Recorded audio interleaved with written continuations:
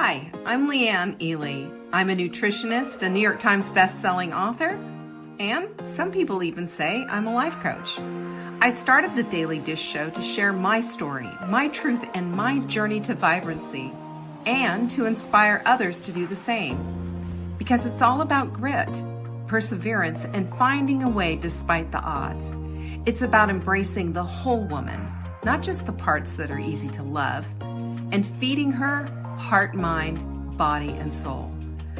But I found that this isn't just my story, it's your story too. It's go time. This is the Daily Dish. Humongous savings, humongous. So if you don't take advantage of this week, all I can say is I don't know if it'll show up again. We were actually talking this morning. Are we doing the right thing with this? Is this going to cost us a lot of money? Because those kits cost more than our shipping does. But I'm trying to get you to the place of understanding that these things nutritionally can be controlled.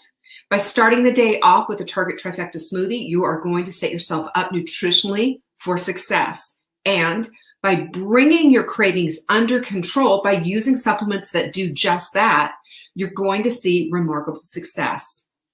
The sprint starts on Monday. If you're smart, you are going to get your sprint kit, and you're also going to get that appetite control kit absolutely free. And remember, it's a 4-month supply on that appetite control kit. I think we're crazy, but take advantage of it. savingdinner.com/show.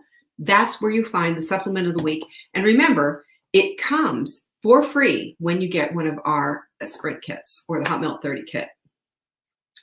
That said, we have question and answer is every single Friday. Are you putting your questions in? I'm happy to answer them. I'm happy to support you any way that I possibly can. All you have to do is send them into support@savingdinner.com, and in the subject line, put question for Leanne on Friday. Isn't that easy? I'll answer them. It gets put in the queue, and we just take care of business. We also have our brand new book out, and so far, lots of good reviews.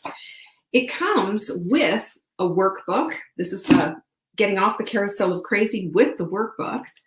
And you can get the whole shoot and match at savingdinner.com/crazy. Why not? I think it's a good enough URL, don't you?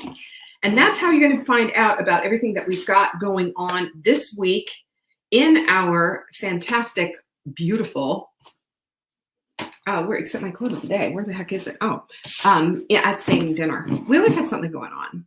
You know, we do. We keep the challenges going. We keep, actually, their focuses really, right, Sarah? Their focuses. We keep it going like that so that you stay on top of things. No, there's no chance to fall off the rails because we have a different focus for the week. Now we have something else that we're doing, and we don't stray from our core principles of the Hot Milk Sprint. We just kind of change them up a little bit, and it makes it fun. And let me just say this. Here you go. This is why we're talking about turning mountains into molehills, because of this quote. One of the happiest moments in life is when you let go of things you cannot change, because that is usually something that's going on with this molehill mountain thing. Yeah, you want to dig into this? Because I got something in here that just made my little eyeballs bug out of my head. You know, kind of like, remember the cartoons? You know, in the cartoons, Bugs Bunny sees something and his eyeballs go boing right out of his head. Sometimes I wish in real life we could do that, just simply because you feel the, whoa, here comes the cosmic 2x4. And that's what I got today, this morning, when I was reading an email, a blog post. I remember who it was from. And I'll tell you what she said in a minute. Oh, it was Marie Folio. It was Marie Folio. And it brought me to this whole place of going, you know, that is absolutely where we need to be so that we can understand how we turn mountains back into molehills instead of the opposite way around. Now, listen to me. If you are 65 years old and you expect to live to 80, you've got 15 years left. And if you want to get really granular on that, that means that you have 780 weeks left. Have you considered that? Now, Oliver Burkeman, he's the author of 4,000 Weeks. He says he doesn't pull any punches because 4,000 weeks is the average lifespan of 80 years. 4,000 weeks. So if you look at it from a 65-year-old's perspective, 3/4 of it almost is gone. Do we ever really look at our lives that way? Do we? I know I didn't, not this morning. I was thinking, I feel really young. I feel really good. I look pretty good for my age, and I feel good. I feel very blessed. But the fact remains, this is my time clock, and this is where I am in my life. I'm not at 65, I'm at 63. But if you are this age of 65, you've got 780 weeks left. So last week we talked about it, that this is the time you're born. There's a dash and there's a question mark at the end because we don't know how much time we have left. And we are living in the dash right now. We are living in the dash. We all have a life sentence. We do. Just like criminals do. They have life sentences. We have a life sentence. We have no idea what it is, though. The judge isn't telling us. We also have an expiration date, and we don't know what that is. It's not marked on the carton like a carton of milk. So if we are going to be living like this, we have to, if we're going to put all of this into perspective, what we have to go back to is thinking about the clock. It's ticking.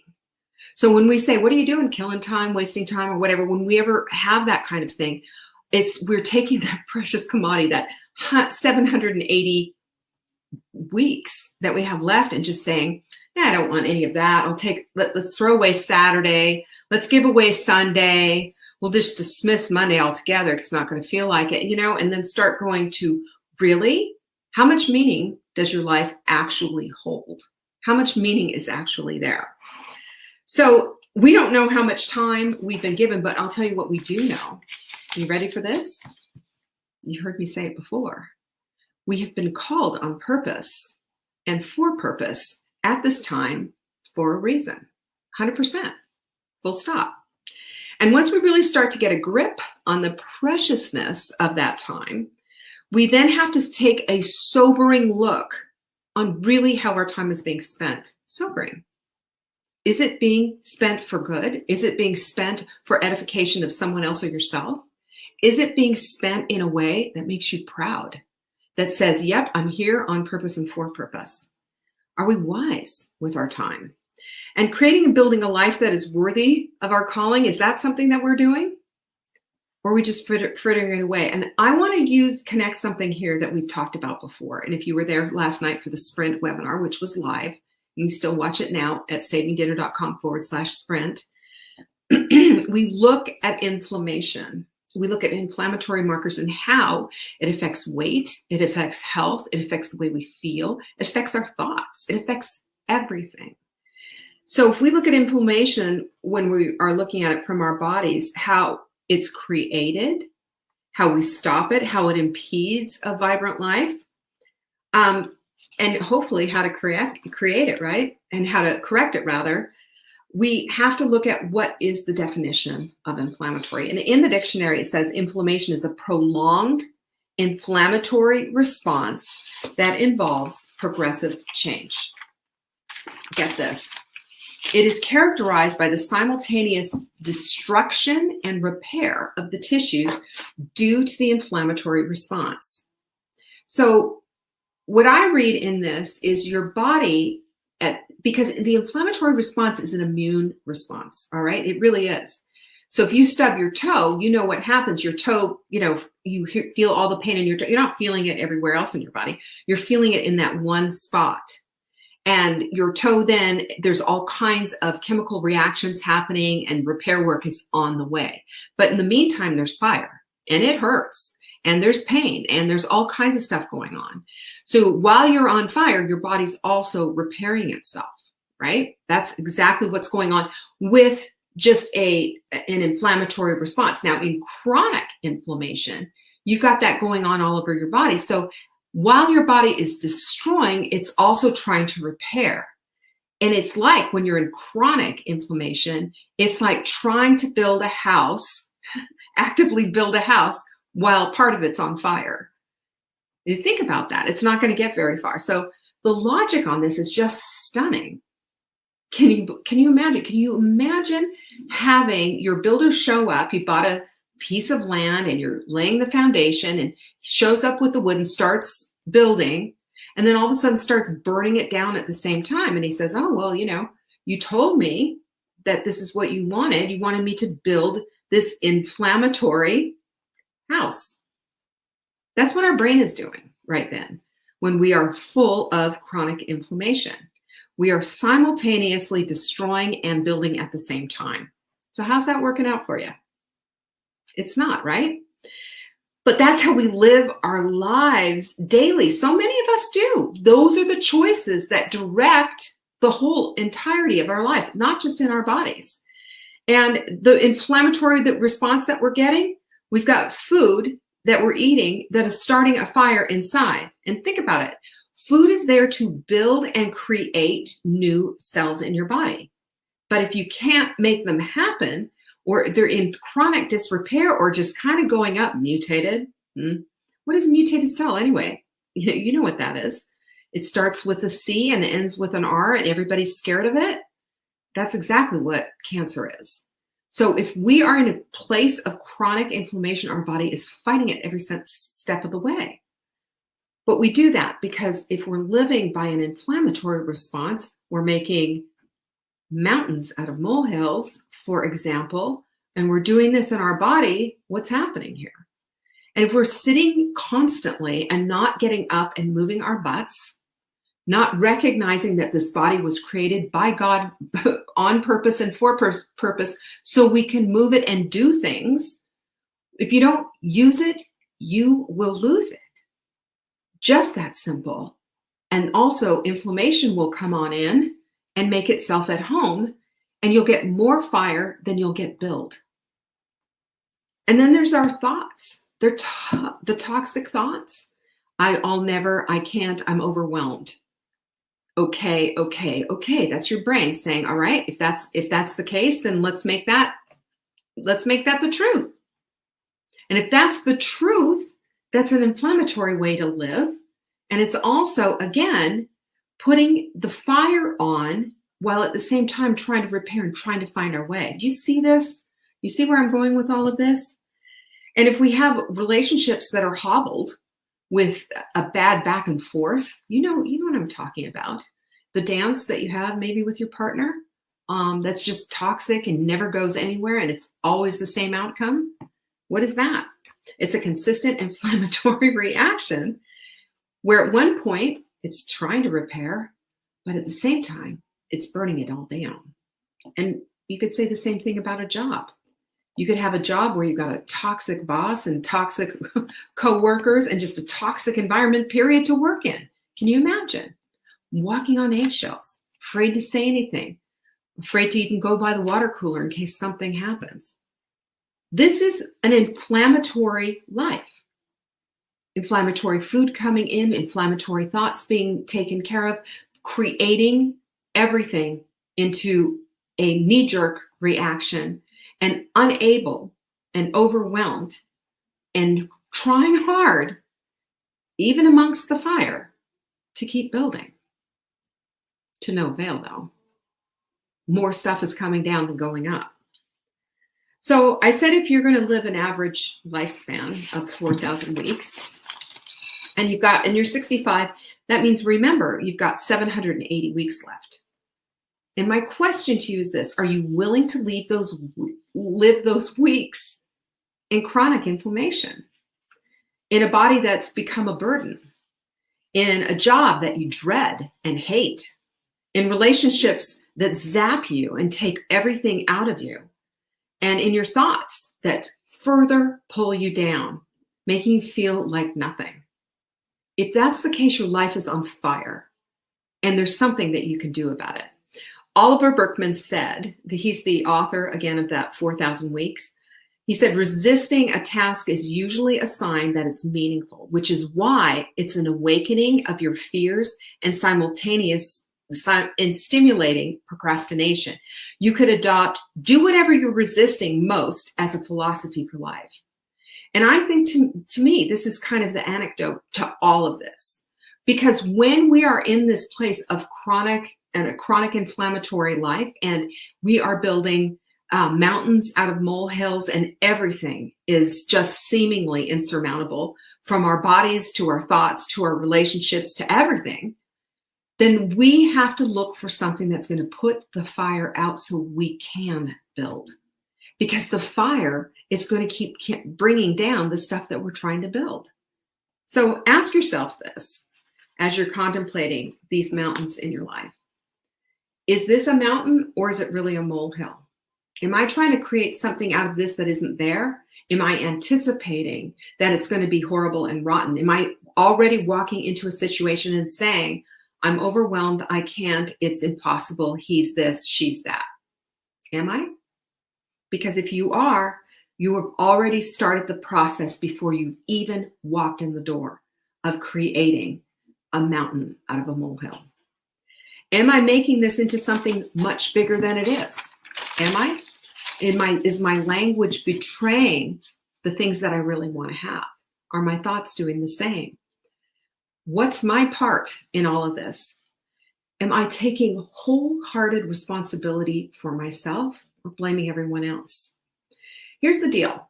When we spend our precious time making mountains out of molehills, we're living in chronic inflammation, heart, mind, body, and soul.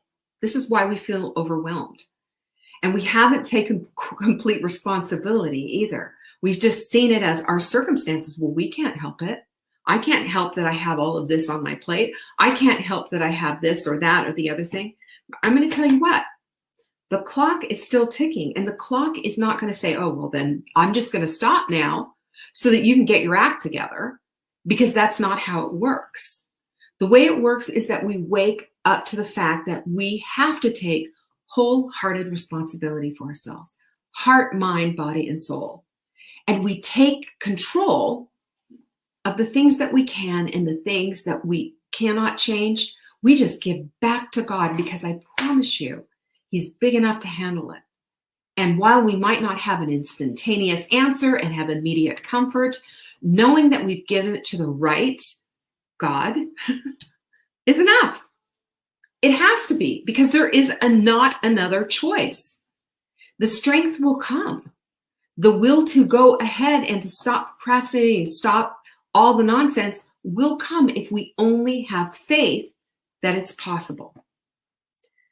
So the clock still ticks, the pendulum still swings, and those weeks keep flying by. 780 weeks this week, 779 weeks next week. You hear me? It's scary when you start thinking about things like that. It starts scaring when you start thinking there's a dash between my name and between my birthday and when I expire. And it's scary when you're on Facebook and you see a classmate that has suddenly died in your class, realizing that not everybody's going to have the opportunity or privilege to live 4,000 weeks or beyond. And certainly I wouldn't want to live, we don't want to live 4,000 weeks in absolute abject pain and suffering either, do we? Vibrant doesn't mean vibrancy stops at a certain age. It means it continues.